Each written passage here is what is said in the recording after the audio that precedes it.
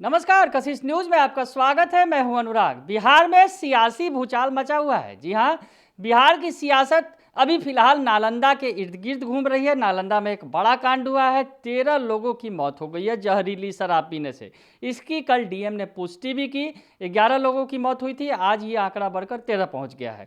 तो खैर, नालंदा कांड को लेकर सरकार बुरी तरह घिरी हुई है। सीएम नीतीश कुमार बुरी तरह घिरे हुए हैं और अपनों से भी गिर गए हैं। विपक्ष के अलावे अपने भी उनके निशाने पर उन्हें ले रहे हैं, चाहे बीजेपी हो या फिर जीतन राम मांझी की पार्टी हम, दोनों ही उन्हें निशाने पर ले रही है।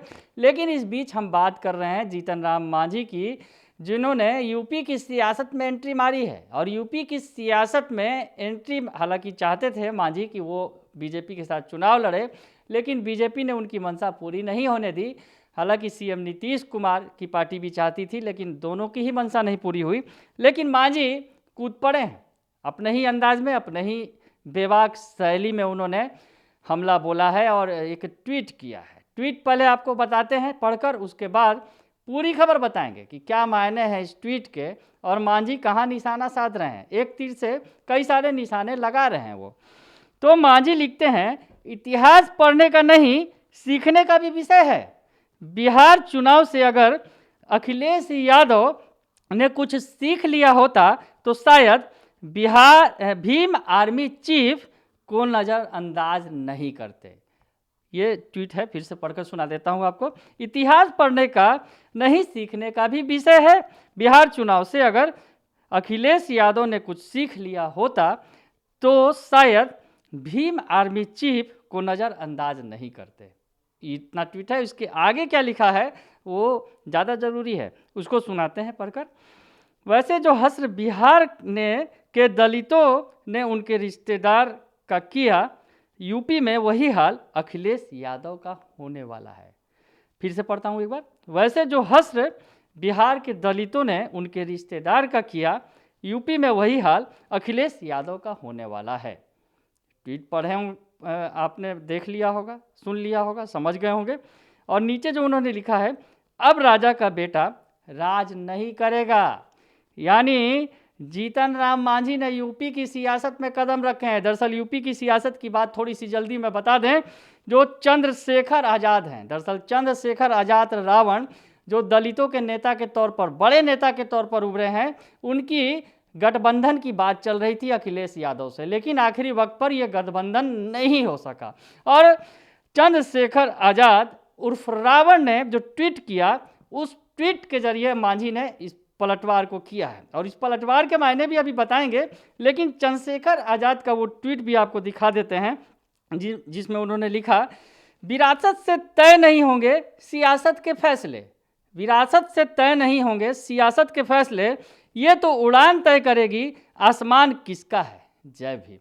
तो चंद्रशेखर आज़ाद उर्फ रावण ने एक तरह से इस ट्वीट के जरिए चुनौती दे दी अखिलेश यादव को। उन्होंने अखिलेश यादव को चुनौती दी और यहाँ पर मांझी ने बिहार में एक और सियासी परिवार जो लालू यादव का परिवार है उसे चुनौती दे डाली, निशाने पर ले लिया। और ये जो ट्वीट किया, अब उसके मायने समझिए आप।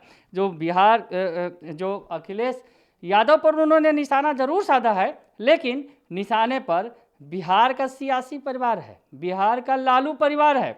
जी हाँ, तो आपको बताएं कि बिहार के पूर्व मुख्यमंत्री और हम पार्टी के राष्ट्रीय अध्यक्ष जीतन राम मांझी ने समाजवादी पार्टी के अध्यक्ष अखिलेश सिंह यादव पर निशाना साधा है। उन्होंने अखिलेश सिंह से इतिहास पढ़ने को कहा और इतिहास से सबक सीखने को कहा। उन्होंने हमला बोलते हुए कहा कि अब राजा का बेटा राज नहीं करेगा। जीतन राम मांझी ने कहा, इशारों में जीतन राम मांझी ने राजद को भी लपेट लिया। अब इस ट्वीट के जो मायने हम आपको बता रहे हैं, उन्होंने कहा कि बिहार यदि राजद उनकी पार्टी और दलित को नज़रअंदाज नहीं करती बिहार चुनावों में, तो यह हाल नहीं होता। तो बिहार चुनाव जब हुए थे 2020 का याद कीजिए, उस वक्त जीतन राम मांझी की पार्टी एनडीए में शामिल हो गई थी। उसके पहले तक वो राजद के साथ थे, महागठबंधन का हिस्सा थे, लेकिन उचित भागीदारी नहीं मिलने का आरोप लगाकर वो अलग हो गए थे और एनडीए के साथ आए थे। तो उन्होंने उस बात का जिक्र कर दिया है और कहा है कि इस बात से अखिलेश यादव ने सबक नहीं लिया है।